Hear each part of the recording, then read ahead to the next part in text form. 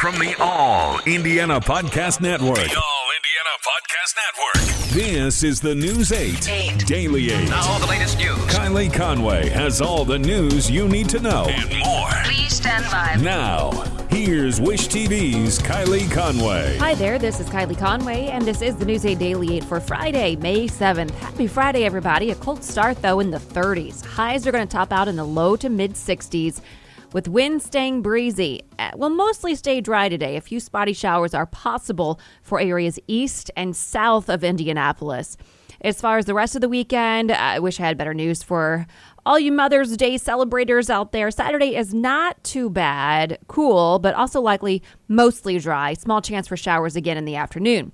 On Mother's Day, on Sunday, make some indoor plans. Showers are on and off throughout the entire day with highs in the mid-50s.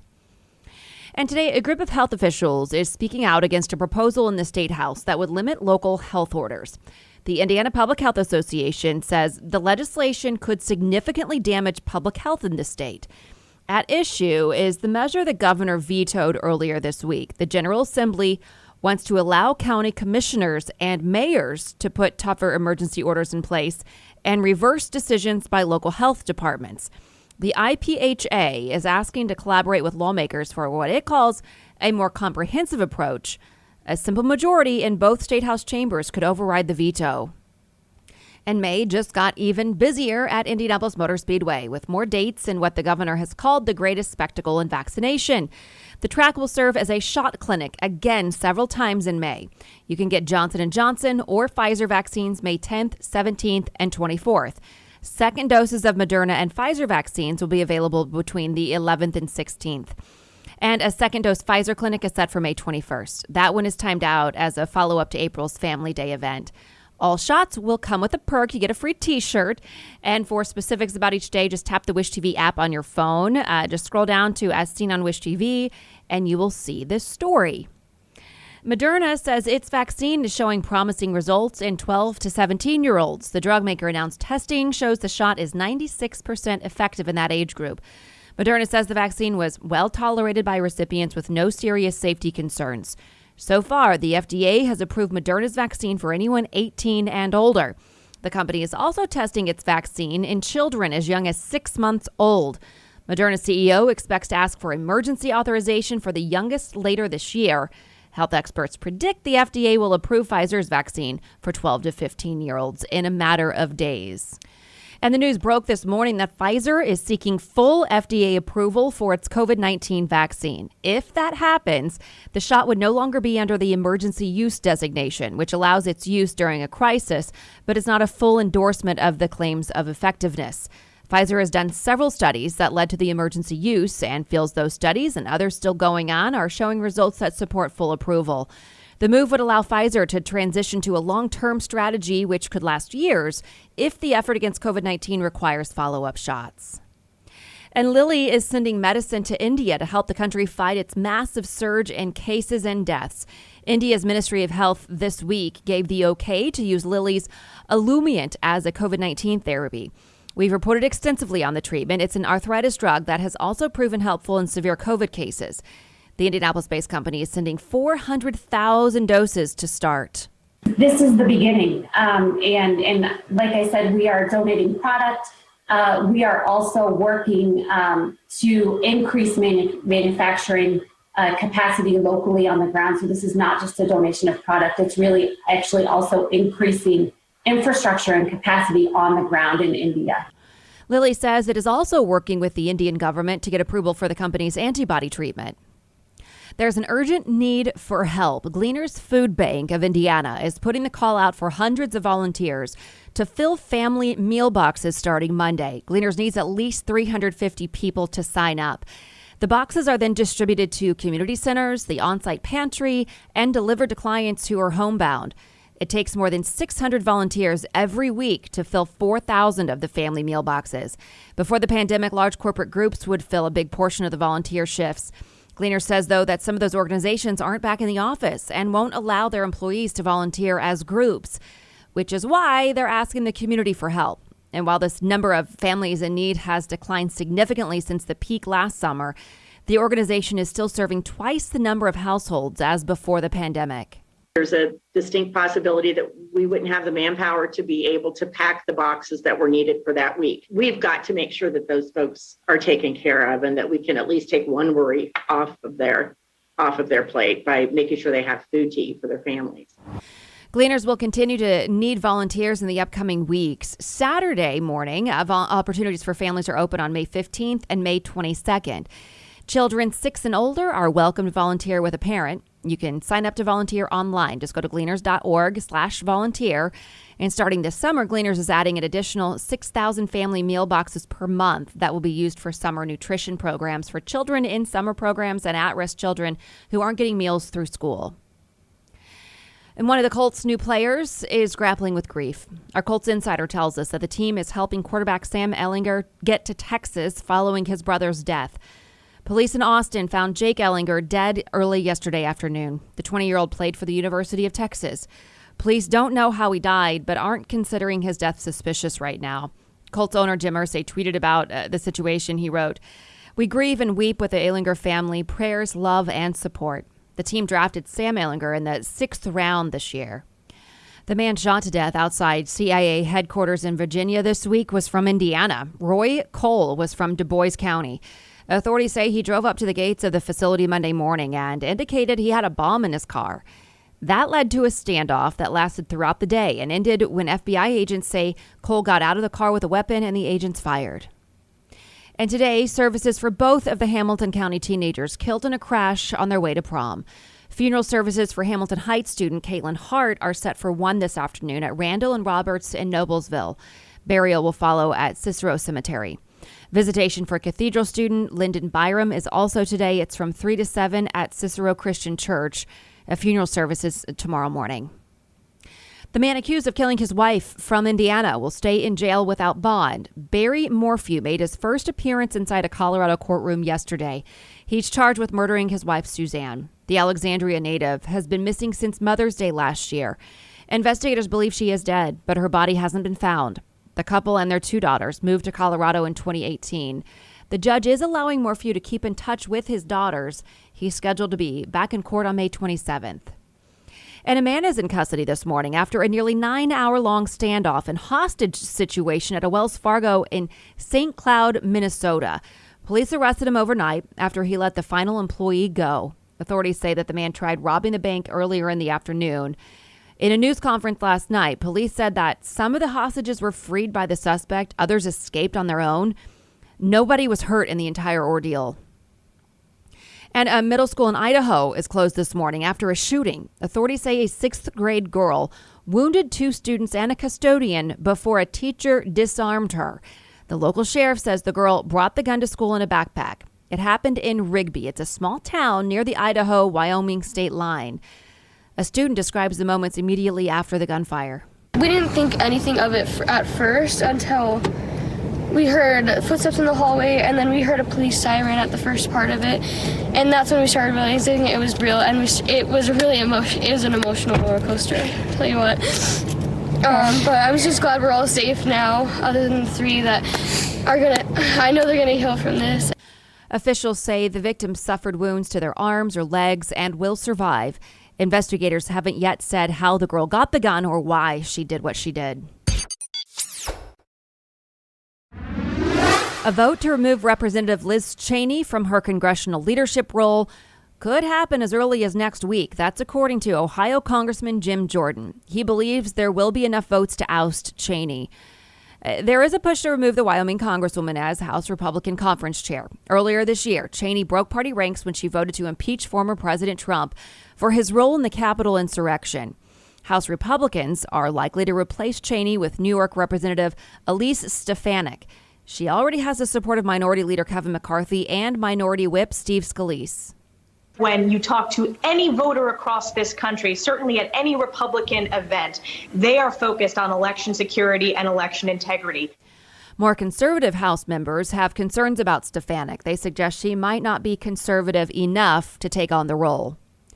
And this morning, Florida is facing lawsuits over its new voting laws. Governor Ron DeSantis had a ceremonial signing live on Fox News yesterday morning, and the suits followed almost immediately.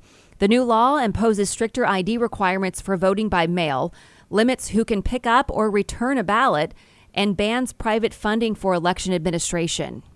So right now I have what we think is the strongest election integrity measures in the country. There you go. Bill is signed. Critics say the law is an attempt to make it harder for people to vote. Several other Republican-led state legislatures are considering similar bills. And the Pentagon is tracking a giant chunk of space debris, a spent Chinese rocket, as it tumbles back toward Earth. They expect it will hit sometime in the next 3 days. Odds are it'll break into pieces upon re-entry, but it might not. Brenna Donnelly reports. I'll grant you it sounds bad, but it's not great. I mean, we are getting, as you say, a scuba-sized thing is going to slam into the Earth. The Pentagon is tracking a large Chinese rocket hurtling out of control in space. It's 22 tons, going 18,000 miles per hour, and will hit somewhere in the world tomorrow, Mother's Day, or Monday. It's not as scary as it sounds. Harvard astrophysicist Jonathan McDowell explains this is the spacecraft that delivered a module for China's space station. It was launched last week and is now expected to re-enter Earth's atmosphere sometime. He says it'll likely melt on its way down and break up into little chunks that'll smash into the Earth at 100 miles per hour. So you don't want to be standing in front of one of those. But, it's more like a small plane crash than a mega catastrophe. So I hear a lot of panic on the internet. We don't want that, but it's definitely something that we don't want to have happen. So what are the options? Take aim and shoot it out of the sky? At this point, we don't have a plan to shoot the rocket down. We're hopeful that it will land in a place where it won't harm anyone, hopefully in the ocean. And statistically, that is where it'll land. The last one, the same kind of rocket from China, flew over New York City and landed in the Atlantic Ocean. But we didn't know that until later. And Professor McDowell says that'll likely happen again. And so, in fact, we're just not going to know where it hits until after it crashes. Again, that was Brenna Donnelly, and she reports, unfortunately, this might not be the last rocket scare. The Chinese government plans to send more large rockets to space to finish its space station by next year. Other agencies control their rocket debris, but China allows it to detach in space. And now to a first-of-its-kind study on kids and concussions. There's new research from the University of Michigan, and it finds that 1 in 4 children self-reported at least one concussion last year. That's up by about 20% from 2016. According to researchers, the increase is across gender and race ethnicity categories. A co-author of the study says the uptick could be due to both children and parents having greater knowledge of these kinds of injuries. The study is believed to be the first known national study to track whether self-reported concussion rates have declined or increased in the last decade. Coaches and parents are on notice in Lebanon. The Little League says it will kick people out for bad behavior. In a Facebook message, League President Brian Tandy warns of a growing umpire shortage and writes, "From today forward, if you are caught yelling at, threatening, or heckling in any manner to an umpire, coach, or board member, you will be banned for 1 year from Lebanon Little League." We talked to a college soccer referee, and he applauds the warning. You get what you get, and you don't throw a fit. And guess what throwing a fit got you? It's going to get you banned from Lebanon Little League, and I love it. More of that is needed in youth sports. You can read the entire letter from Lebanon Little League on wishtv.com right now. It's in the As Seen on Wish TV section. And to business headlines now, the Bureau of Labor Statistics says Indianapolis is the 13th most affordable big city in the United States. It based this on average rent of $1,077 and a median wage of $19.67. The pandemic has overhauled the most expensive cities. Under these measures, Orlando is now more expensive than San Francisco. 3 in 4 parents dipped into personal funds to help their adult children during the pandemic. Since 2020, 79% of parents have sacrificed their wallets to fund the lifestyle of their offspring. 47% of parents say they gave their children more than $1,000, and 28% said they gave more than $2,500. Nearly 1/5 of parents went the extra mile and gave their adult children more than $5,000. Used cars are the latest product seeing a record price increase from a supply shortage. Researchers at UBS found that used car prices shot up by 8.2% to 9.3% in April. Used cars have been in high demand due to a few of the factors driving the shortages all over the American economy. And the U.S. economy likely brought back the most jobs since August last month, with payrolls jumping by 1 million and the unemployment rate improving to a new pandemic-era low as more businesses reopen. Non-farm payrolls are expected to rise for a fourth straight month and at an accelerated clip, with easing social distancing standards across the country helping support the recovery. Leisure and hospitality payrolls are still down by 3.3 million compared to February 2020 levels. 1-800-Flowers CEO says shortages of flowers and berries will not ruin Mother's Day sales. Farmers cut back on berry and flower production in anticipation of a slow season, ultimately causing shortages in both. But the CEO told CNBC despite shortages, 1-800-Flowers is confident its local florists have enough supply to meet this year's Mother's Day demand. A new local flight to Florida. American Airlines is adding a Saturday trip from Indianapolis International Airport to Orlando starting in June. American is also reviving flights to 2 other big cities, a new nonstop to Boston that never started because of the pandemic, and a regular flight to Los Angeles that paused because of the pandemic as well. And to the Pacers now, the team gets a win after an ugly sideline incident breaking a 2-game losing streak. Assistant coach Greg Foster was not on the sideline last night after being suspended 1 game for a confrontation with Goga Bitadze. The blue and gold were able to get a lead up on Atlanta and keep it throughout the whole game.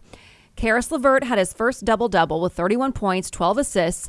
The Pacers went on to beat the Hawks and former coach Nate McMillan 133-126. It is a big weekend for the team. The Pacers host the Washington Wizards tomorrow, and that game could determine who is the last seed in the Eastern Conference.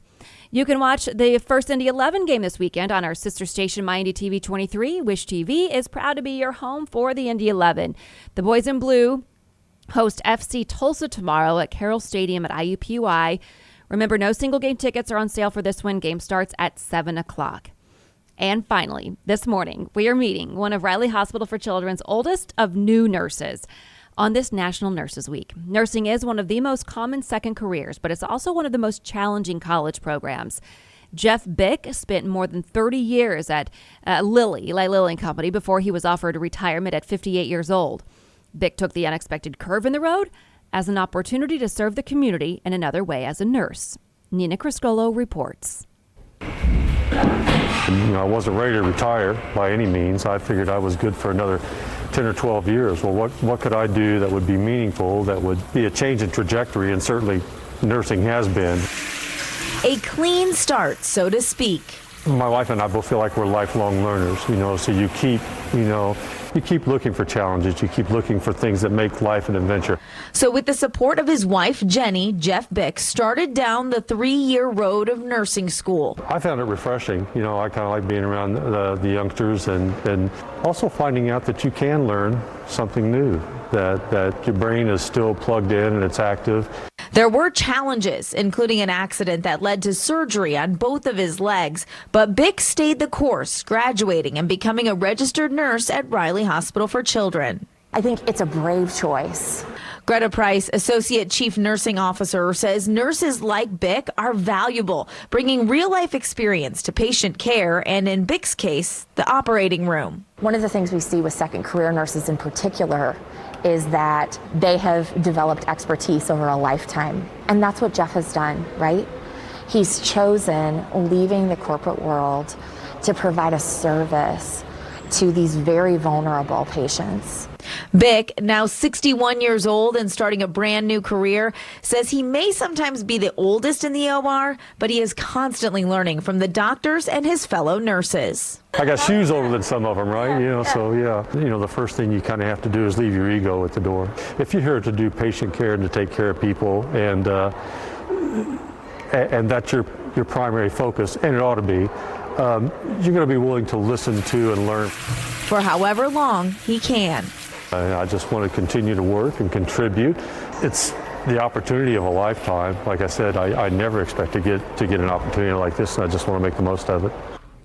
Bick is now taking part in surgeries at Riley Hospital for Children, while also taking part in the hospital's 1-year onboarding program. This has been your News 8 Daily 8 for Wish TV. I'm Kylie Conway. Online at wishtv.com and follow us on Facebook when you search Wish TV. Have a great weekend and happy Mother's Day. Check out more podcasts from the All Indiana Podcast Network now. at allindianapodcastnetwork.com. allindianapodcastnetwork.com.